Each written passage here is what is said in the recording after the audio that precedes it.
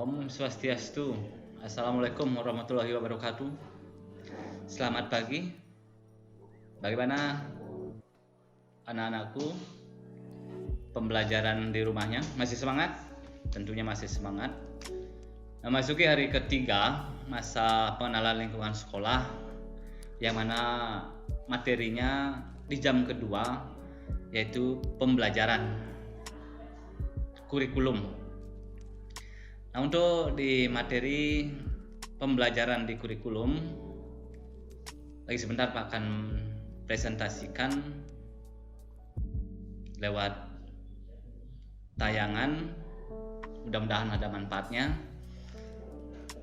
Dan Bapak harapkan selama kegiatan ini masuki hari ketiga, anak-anak masih semangat juga Bapak Ibu mendampingi putra-putrinya di rumah. Salam hormat kami. Yaitu untuk sebelum Bapak menyampaikan pembelajaran tentang kurikulum, perlu kiranya Bapak sampaikan atau perkenalan dulu.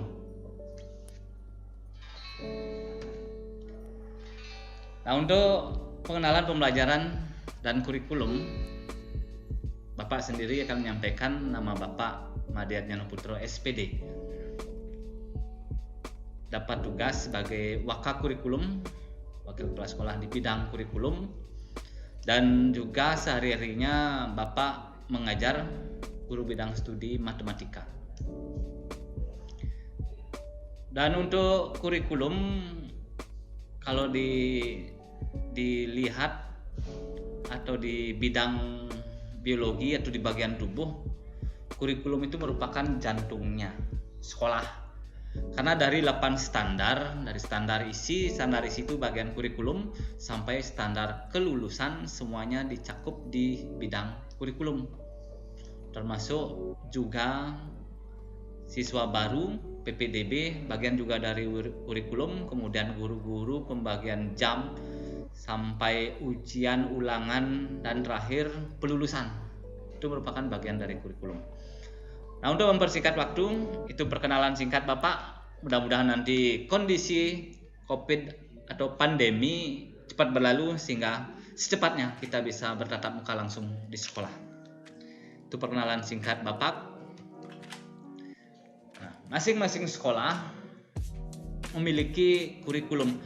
Kalau kita kurikulum 13, K13 biasanya disampaikan atau dibilang kurikulum 13.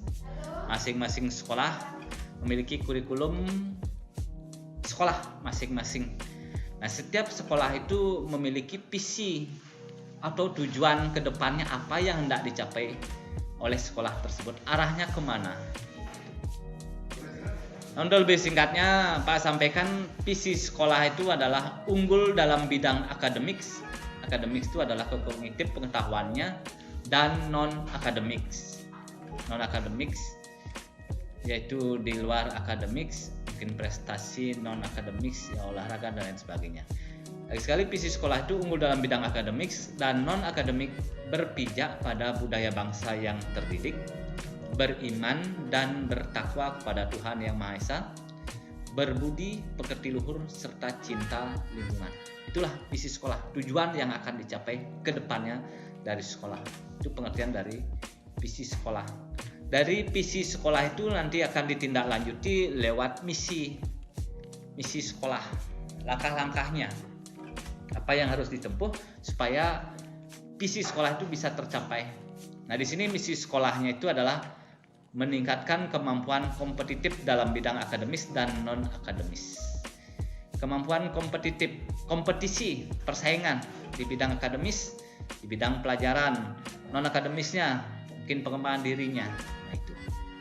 Kemudian selain siswa, yang berikutnya meningkatkan mutu guru dalam inovasi pembelajaran.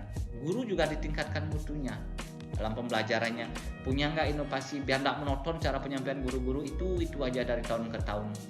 Sekarang seiring dengan perkembangan teknologi, maka mutu guru terus ditingkatkan, mungkin lewat seminar, workshop, pelatihan. Itu misi yang kedua. Misi yang ketiga, meningkatkan mutu pendidikan dengan peran serta komite sekolah. tiap sekolah itu memiliki komite. Komite itu merupakan perwakilan dari orang tua siswa. Segala sesuatu, program apapun harus diketahui oleh komite sekolah.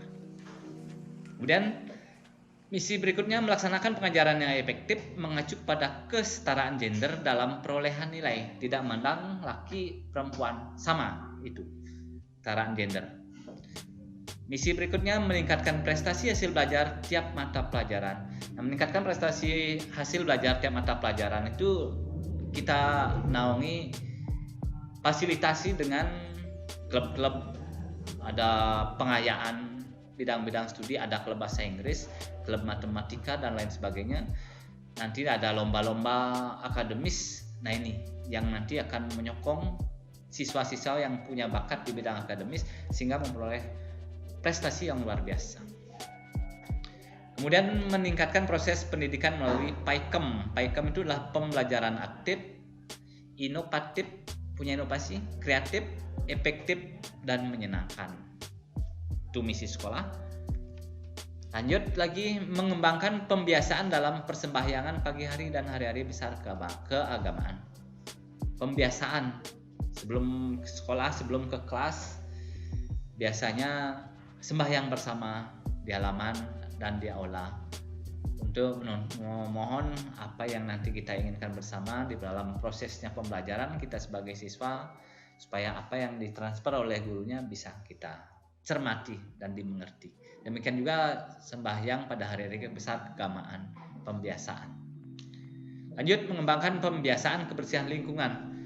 Nah, ini kebersihan lingkungan setiap hari pagi piket datang sebelum awal. Ini pembiasaan biar nanti misi sekolah ini, salah satu misi sekolah itu bisa mendukung daripada visi sekolah seperti apa yang Pak sampaikan tadi. Menumbuhkan sikap saling menghormati, menyayangi dan menghargai antar sesama. Salam hormat, bagaimana baru pagi-pagi datang bertemu sama teman, bagaimana bertemu sama guru, dan bagaimana caranya saling menghargai antar sesama. Itu misi berikutnya itu meningkatkan mutu guru melalui pelatihan-pelatihan atau workshop. Nah, seperti tadi Pak sampaikan, bukan hanya siswa yang perlu ditingkatkan mutunya, masuk guru dan juga TND, tenaga pendidik. Meningkatkan mutu guru melalui pelatihan-pelatihan, workshop, dan memberi kesempatan melanjutkan pendidikan ke jenjang yang lebih tinggi. Kalau ada yang mau melanjutkan ke S2 atau ke S3, sekolah akan mensupport dan memberikan kesempatan untuk melanjutkan pendidikan ke jenjang lebih tinggi. Melaksanakan pembelajaran yang mengacu kepada keterampilan hidup, skill. Misalnya ada yang memiliki minat pada silat, kita wadahi lewat pembelajaran yaitu pengembangan diri atau ekstra. Kita wadahi dengan membuka pengembangan diri ekstra silat. Ada yang punya keterampilan karate, kita wadahi, sepak bola dan lain sebagainya. Pembelajaran yang mengacu pada keterampilan hidup, kita wadahi segalanya. Kemudian melaksanakan pembelajaran yang mengacu pada perkembangan iptek, ilmu pengetahuan, teknologi, sains, kita wadahi tetap. Selanjutnya, masih ini misi sekolah mendorong perilaku jujur dan bertanggung jawab dalam meraih prestasi. Perilaku jujur misalnya salah satunya kalau ada anak-anak yang menemukan uang di halaman atau gimana, selama ini semua siswa sudah berlaku jujur, apalagi di kantin kejujuran juga ada di sekolah dan bertanggung jawab. Nah, ini yang merupakan kebanggaan dari jadi warga sekolah SMP PGRI 1 Denpasar. Kemudian mentaati tata tertib sekolah. Apapun yang berlaku di sekolah pasti ada tata tertib dan taati tata tertib tersebut.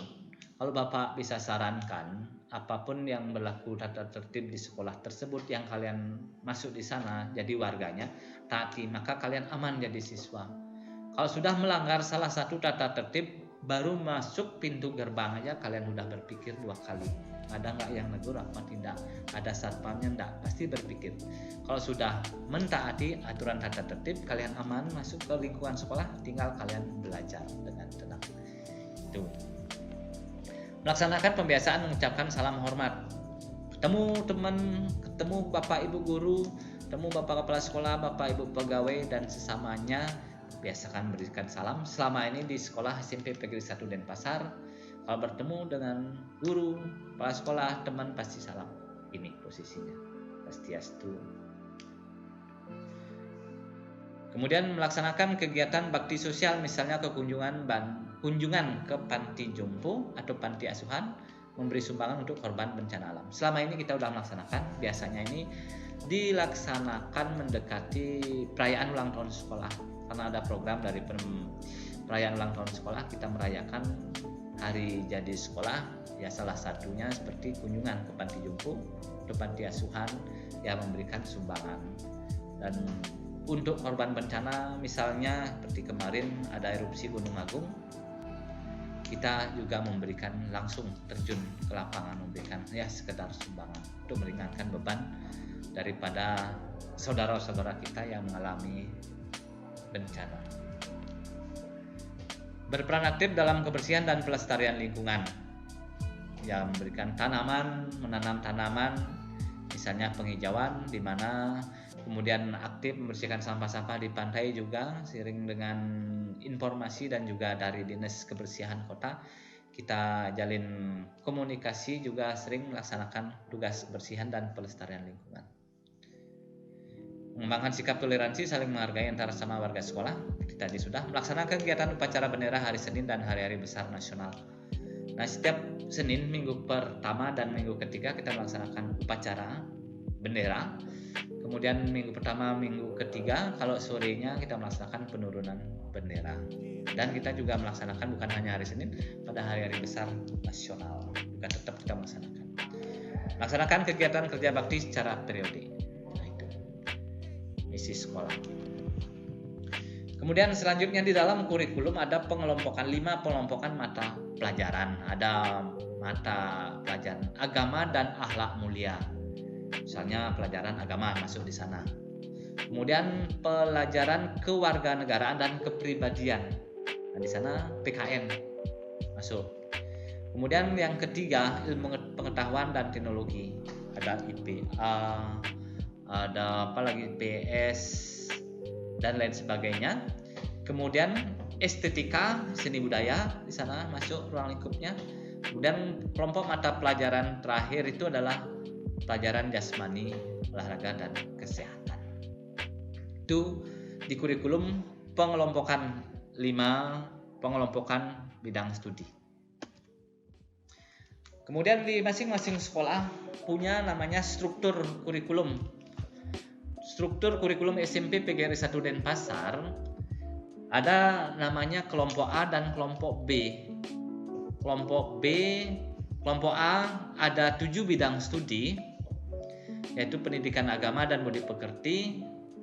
Kemudian yang jumlah jamnya langsung aja Pak sampaikan, per minggunya itu 3 jam untuk kelas 7, kelas 8, kelas 9. Berarti pelajaran agama, anak-anak nanti dapat pelajaran agama per minggunya itu cuma 3 jam 1 minggu. Kemudian yang kedua, PKN, pendidikan Pancasila dan kewarganegaraan, juga 3 jam per minggu. Bahasa Indonesia 6 jam per minggu. Matematika 5 jam per minggu. Ilmu pengetahuan alam 5 jam per minggu. Ilmu pengetahuan sosial 4 jam per minggu. Bahasa Inggris 4 jam per minggu. Nah, kemudian itu baru 7. Jumlah bidang studi di sekolah menengah pertama di SMP itu ada 11. Yang kelompok A tadi sudah Pak sampaikan, sekarang tinggal kelompok B. Kelompok B lagi 4 bidang studi, yaitu seni budaya, itu termasuk muatan lokal, 1 minggunya 3 jam. Kemudian pendidikan jasmani termasuk kelompok B, yaitu 3 jam. Kemudian kelompok B yang ketiga, prakarya atau informatika. Nah, kita bisa milih salah satu bidang studi yang kita terapkan di sekolah. Kalau di SMP PGRI 1 Denpasar kita menerapkan prakarya, yang banyak waktunya 2 jam per minggu. Kemudian kelompok B yang terakhir dari 11 bidang studi yang 11 itu muatan lokal, yaitu bahasa Bali, yang jumlah jamnya 2 jam per minggu dari kelas 7, 8, 9. Sehingga alokasi waktu per minggu untuk seluruh bidang studi, yang 11 bidang studi itu adalah sebanyak 40 jam pelajaran. Dan juga perlu adik-adik atau anak-anak ketahui, 1 jam pelajaran di SMP PGRI 1 Denpasar itu durasinya atau lamanya adalah 40 menit. Nah, nanti karena situasi kondisi COVID, untuk pembelajarannya ini karena PJJ, pembelajaran jarak jauh, nanti akan dikoordinasikan lebih lanjut dengan Bapak Kepala Sekolah, dengan Bapak Ibu staf yang lain. Apakah nanti menggunakan jadwal reguler? Kalau jadwal reguler 1 jam pelajaran itu 40 menit. Kalau di SMP PGRI 1 Denpasar, pembelajarannya itu 2 shift. Kalau pagi sampai siang, shift paginya itu dari pelajaran mulai dari jam 7.30 sampai jam 12.30. Sudah diselingi dengan istirahat 2 kali, durasinya 10 menit. Nanti untuk masalah durasi akan dijelaskan di bidang MPLS yang lain selama 1 minggu ini, mungkin di aturan tata tertib dan lain sebagainya. Nah, itu untuk struktur kurikulum yang berlaku di SMP PGRI 1 Denpasar. Ada 11 bidang. Mungkin di SD berapa bidang? Mungkin kalian masih ingat berapa bidang?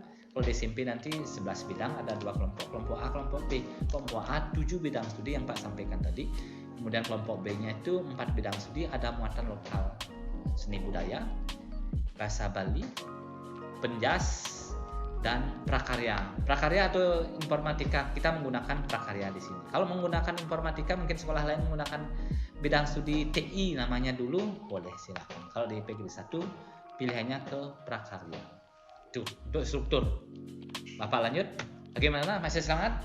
Oke, semangat. Nah, ini yang seperti yang Pak sampaikan tadi, uraian beban belajar. Untuk kelas 7, 1 jam pelajaran tatap muka per menitnya 40 menit. Kemudian jumlah jam pelajaran per minggu juga sama-sama berarti waktu pembelajaran per jam per tahunnya 1.600 menit. Udah Pak sampaikan tadi. Nah, untuk di kurikulum di bagian pengembangan diri bukan hanya lewat kognitif atau pengetahuannya saja, penilaiannya juga dari talenta atau pengembangan diri, apa yang disukai, apa yang disenangi sama anak-anak. Kalian yang suka sepak bola, ada sepak bola, ada karate ada. Nanti pengembangan diri nanti mungkin di materi yang lain juga dijelaskan. Kalau di sini di SMP PGRI 1 Denpasar luar biasa, banyak sekali pengembangan diri atau ekstrakurikuler ya. Nah, masing-masing tujuan pengembangan diri ada misinya juga, ada visi misinya. Tujuannya apa sih dari pengembangan diri itu? Nah, ini untuk program pengembangan diri Bapak akan singgung sebentar aja.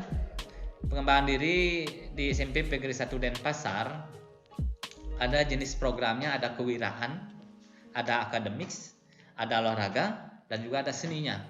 Yang kewiraan itu jenis pengembangan diri atau ekstra yang termasuk kewiraan itu adalah pramuka, paskibra, PMR dan KSPAN dan OSIS. Itu yang ada di SMP PGRI 1 Denpasar. Kalian tinggal milih.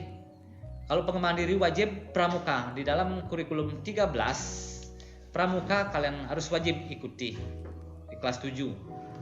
Kemudian selain pengembangan diri wajib, kalian juga harus memilih pengembangan diri berikutnya yang lain, minimal lagi 1. Maksimal 2. Kenapa dimaksimalkan 2? Kalau kalian semua dipilih pengembangan dirinya, kalian akan ngatur waktunya sulit. Karena waktu pengembangan diri itu beda-beda. Nah, kalau pelaksanaannya ini Pak sampaikan contohnya kewiraan, yaitu pramuka, paskibra, PMR dan KSPAN dan OSIS, itu pelaksanaannya hari Minggu. Pelaksanaan pengembangan dirinya di sekolah tentunya. Kemudian ada bidang akademisnya, yaitu berupa klub-klub. Ada matematika, klub bahasa Inggris, ada klub IPA, ada komputer, mading, dan pelaksanaannya itu diambil di hari Sabtu. Nanti untuk kedepannya tergantung pembinanya dan juga kesepakatan dengan anak-anak tentunya. Kalian maunya hari apa? Sepakati. Bapak guru pembinanya siap apa enggak? Kalau udah siap deal, ya nanti mungkin bukan hari Sabtu, hari apa diambil gitu. Ini Pak ambil misal contohnya hari Sabtu.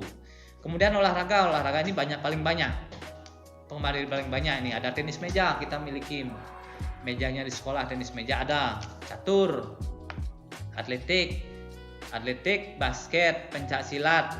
Ini dilaksanakan di hari Minggu. Nanti masalah tempat biasanya kita prioritaskan di sekolah dan fasilitas yang ada punya sekolah. Misalnya kalau basket, pencak silat kita memiliki sport center namanya di Kalimutu untuk olahraga sehari-hari juga biasanya kalau di kondisi normal pelaksananya di sana, tidak jauh dari sekolah, dekat. Nah, itu tenis meja, catur, atlet, basket, pencak silat, dansa, sepak bola, karate itu pelaksananya biasanya hari Minggu. Kemudian yang bidang seni, tari, tabuh, mengkidung, menjejahitan, seni rupa, modeling, dan teater hari Sabtu biasanya pelaksananya. Lagi sekali ini Pak, isi pelaksananya hari Sabtu nanti tergantung kalian tuh kesepakatnya dengan pembinanya hari apa bisanya, nanti akan disepakati detail. Itu program pengembangan diri ada 4 jenis, yaitu kewiraan, ada akademis, ada olahraga, dan ada bidang seni. Bapak lanjut, oke? Semangat. Kemudian di pendidikan karakter juga, pendidikan karakter itu diterapkan di masing-masing semua bidang. Menyangkut budi pekerti, ada moralnya dan juga wataknya. Bidang pendidikan karakter ini yang dipentingkan sekarang di era begini ini sesuai anjuran pemerintah. Pendidikan karakter itu diselipkan di dalam PBM semua bidang studi, 11 bidang studi itu semua bisa dimasukkan. Nanti biasanya jenis-jenisnya apa itu biasanya Bapak Ibu guru menyampaikan di awal sebelum Bapak Ibu guru ngajar pasti akan menyampaikan pendidikan karakter ini yang diharapkan nanti setelah terjadinya PBM atau proses belajar mengajar, ini yang diharapkan oleh Bapak Ibu. Oke, Pak lanjut. Nah, kemudian Pak lanjut dengan penilaian. Di kurikulum ini juga termasuk nanti ada standar penilaian. Standar penilaian kalau di SD mungkin sama karena K13 sama. Penilaian itu ada 3 penilaian. Ada penilaian sikap, kemudian ada penilaian pengetahuan. Pengetahuan itu misalnya ulangan-ulangan yang ada hubungannya dengan kognitif pengetahuan. Kemudian penilaian keterampilan. Keterampilan itu lewat proses kalian menemukan solusinya bagaimana, itu ada penilaian. Berarti penilaian ada 3 proses. Ada penilaian sikap, ada nilai pengetahuan, ada penilaian keterampilan. Itu.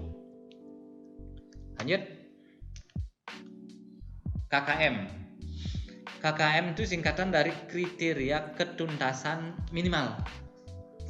Artinya begini, kriteria ketuntasan minimal itu batas minimal nilai yang kalian peroleh. Untuk di SMP PGRI 1 Denpasar kita menggunakan KKM sekolah, bukan KKM bidang studi. KKM sekolah itu didapat dari rata-rata 11 bidang studi.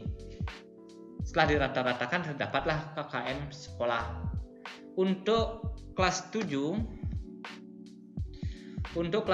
KKM-nya 72.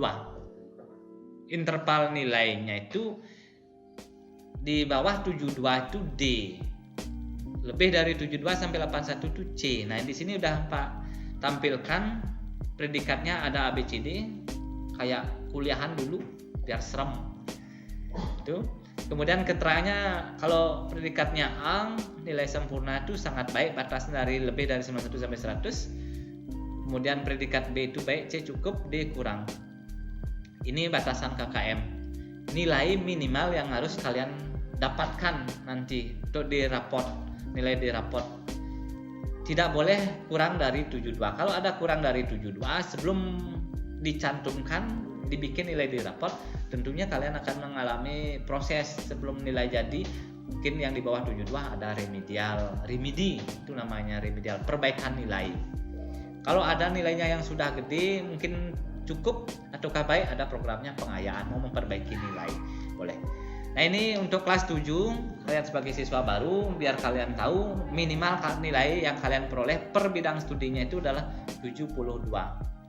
Itu nilainya. Usahakan, kalau Pak yakin untuk tahun ini kalian semua pasti pinter, bisa mendapatkan nilai lebih dari 72. Dengan catatan rajin belajar, walaupun situasi begini, rajin belajar, manfaatkan segala teknologi, apapun yang kalian inginkan semuanya di IT itu ada di HP maupun di laptop. Ini kalau kelas 8-nya 73, hampir sama dengan kelas 9. Khusus kelas 2, kelas 1 siswa baru 72. Ingat ya, 72. Nah, ini setelah kalian mendapatkan proses nanti ulangan harian, ada UTS, ulangan tengah semester dan lain sebagainya. Nah, ini juga di bagian kurikulum yang perlu kalian ketahui, dan juga mungkin Bapak Ibu yang juga menyaksikan putra-putrinya menyimak materi MPLS bidang kurikulum, mohon ini sebagai perhatian juga, yaitu peserta didik dinyatakan naik kelas. Nah, untuk di kurikulum SMP Negeri 1 Denpasar kriterianya begini: peserta didik dinyatakan naik kelas apabila peserta didik atau siswa tersebut, satu, ini syaratnya, paling banyak atau maksimal hanya boleh 3 mata pelajaran nilainya di bawah KKM. Misalnya bahasa Indonesia dapat 72, matematika 70. Nah, kalau 72 kan udah KKM itu pas. Kalau ada 3 bidang studi di bawah KKM, di bawah 72, 3 bidang studi di bawah 72, sisanya itu lebih dari 72, berarti memenuhi syarat pertama, itu udah memenuhi naik. Kalau ada 4 bidang studi, matematika, bahasa Indonesia misalnya, bahasa Inggris, PKN di bawah 72, 4 bidang studi, ini otomatis sudah kalian atau putra-putri Bapak Ibu sudah tidak naik. Syarat pertama sudah tidak memenuhi. Kenaikan kelas, syarat kedua, nilai sikap spiritual dan sikap sosial minimal harus baik. Cukup tak boleh, minimal harus baik. Ada penilaian sikap sosial, sikap spiritualnya ada. Bagi syarat ketiga, memperoleh nilai minimal baik untuk seluruh kelompok mata pelajaran agama dan akhlak mulia, itu minimal baik. Kemudian kewarganegaraan dan kepribadian, estetika, jasmani, olahraga dan kesehatan juga harus baik minimal. Itu syarat ketiga. Syarat keempat, rata-rata nilai raport untuk seluruh mata pelajaran lebih besar atau sama dengan KKM. Berarti minimal kalau kalian kelas 7 minimalnya 72 rata-rata. Kalau kurang dari 72, syarat keempat udah tidak memenuhi, walaupun syarat 1, 2, 3 kalian memenuhi, naik, tapi syarat keempat kalian tidak memenuhi, sama saja kalian tidak naik kelas. Kemudian yang paling penting juga diperhatikan di sini di SMP Negeri 1 Denpasar, bukan hanya masalah nilai kognitif atau pengetahuan, tapi kehadiran. Ini merupakan nilai sikap, kehadiran kalian. Ini syarat kelima, jangan dianggap main-main, karena ini biasanya yang kurang diperhatikan oleh siswa, bukan hanya di SMP, di SMA juga. Di sini harus kehadiran siswa sekurang-kurangnya 85% dari hari efektif. Hari efektif 85% sekurang-kurangnya.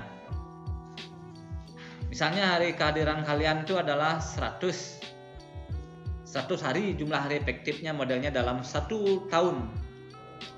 Berarti berapa yang harus kalian bisa hadir? Ya 85 kali. Kalau misalnya 84 kali kalian tidak hadir, udah pasti tidak naik.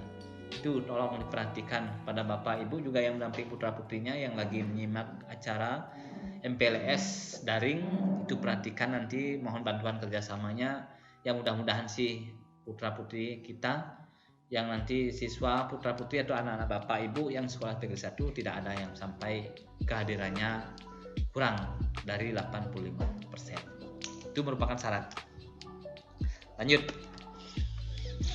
Kemudian yang dipentingkan juga di kurikulum itu adalah adanya kalender pendidikan. Kalender pendidikan itu yang menunjukkan kapan mulai pelajaran tahun ajaran baru, kapan berakhirnya, kemudian kapan ulangan umumnya, kapan ulangan tengah semesternya, dan lain sebagainya. Nah, di sini untuk kalender pendidikan Bapak akan singgung secara garis besarnya aja. Tahun pelajaran 2020-2021 namanya ini, yang dimulai pada hari Senin kemarin pas pembukaan MPLS, yaitu 13 Juli 2020, dan berakhirnya nanti hari Sabtu tanggal 10 Juli 2021. Itu kalender pendidikannya. untuk masa sekolah tahun pelajaran 2020-2021.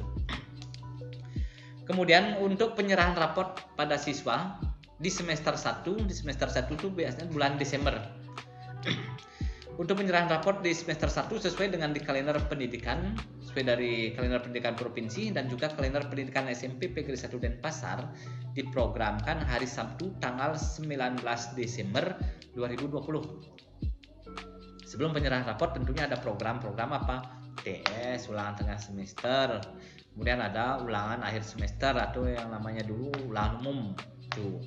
Habis itu baru ada penyerahan raport. Kalau di semester 2 itu penyerahan raportnya Sabtu 12 Juni 2021. Itu biasanya akhir daripada tahun ajaran. Lanjut.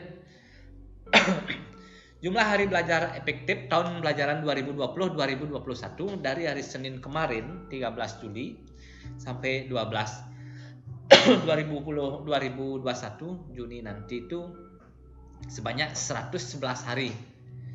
Mulai hari Senin sampai Sabtu. Di semester 1 111. Nah, untuk proses belajar mengajar itu dimulai, ini salah kurang ketik Bapak dikit, yaitu 111 hari itu dihitung dari tanggal 20 Juli karena 13 kemarin itu merupakan hari MPLS, tidak dianggap efektif karena masa penalikuan sekolah. Hari pelajaran proses belajar mengajar efektif itu dihitung 20 Juli 2020 sampai Sabtu 19 Desember 2020. Itu semester 1. Kalau semester 2-nya 107 hari efektif. Dihitung mulai dari Senin 4 Januari 2021.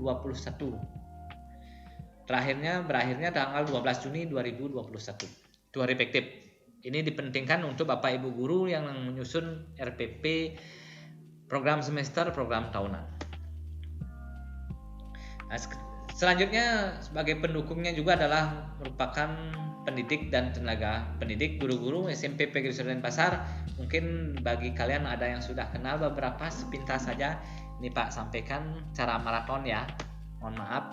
Ini Bapak Kepala Sekolah dari struktur pertama Bapak Dr. Nengah Sukamu SPD MM Kepala Sekolah. Kemudian Nyoman Budiarto Eskom sebagai Wakil Kepala Sekolah sekaligus guru prakarya, ngajar prakarya. Kalau Bapak Kepala Sekolahnya bidang studinya itu adalah olahraga. Pak lanjut, Bapak sendiri Waka Kurikulum, guru matematika, nama Bapak sendiri seperti Pak sampaikan tadi, Bapak Madianya Putra. Kemudian Bu Pandi KD Asmariningsih, Waka Kesiswaan, guru IPA. Kemudian Bapak Gusti Ngurah Madewarso yang mengisi juga materi MPLS kemarin, yaitu guru IPA, Waka Sarana Prasarana. Kemudian Bapak Gusti Nyoman Oko Wiratmo, Waka Humas, hubungan kemasyarakatan, ngajarnya Penjaskes. Kemudian dilanjut dengan Ibu Utami Guniari SAG, guru agama Hindu. Kemudian Bapak Wiji SAG, guru agama Islam.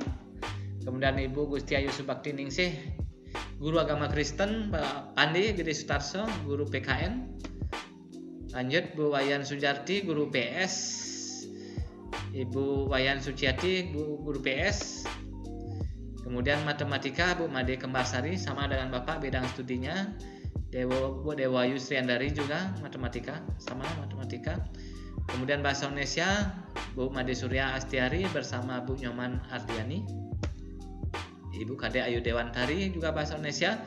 Kemudian Bu Silvia Maharani, biasa dipanggil Miss Silpi, guru bahasa Inggris. Kemudian Bapak Putu Oko Sutrisno, guru bahasa Inggris, juga Mister, biasanya dipanggil sama anak-anak di sekolah Mister Oko.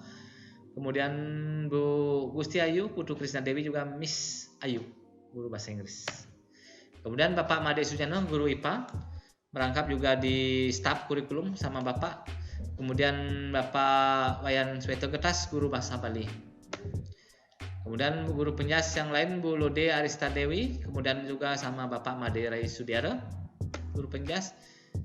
Kemudian untuk seni budaya Bu Gusti Made Suryani dan Bu Putu Suryani, bersama namanya cuma beda Gusti sama Putu aja.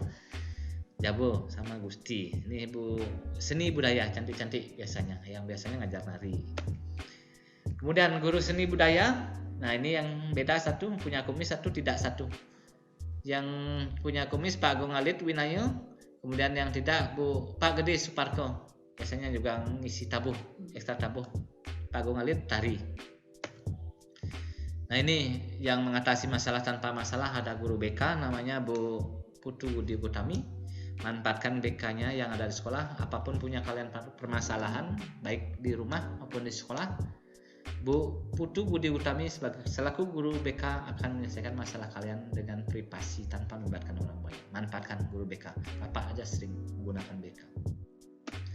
Nah itu yang kira-kira yang bisa Pak sampaikan, khususnya materi pembelajaran kurikulum di masa pengenalan lingkungan sekolah. Karena keterbatasan waktu dan juga masa pandemi, nanti mudah-mudahan cepat berlalu sehingga kita antara anak sama bapak ibu guru bisa bertemu secara langsung. Mudah-mudahan cepat berlalu pandeminya. Semangat olahraga terus, jaga kesehatan, gunakan masker, jaga jarak, physical distancing, tetap protokol kesehatan. Terima kasih atas perhatiannya. Pak akhiri dengan Pramusanti. Om Santi Santi Santi.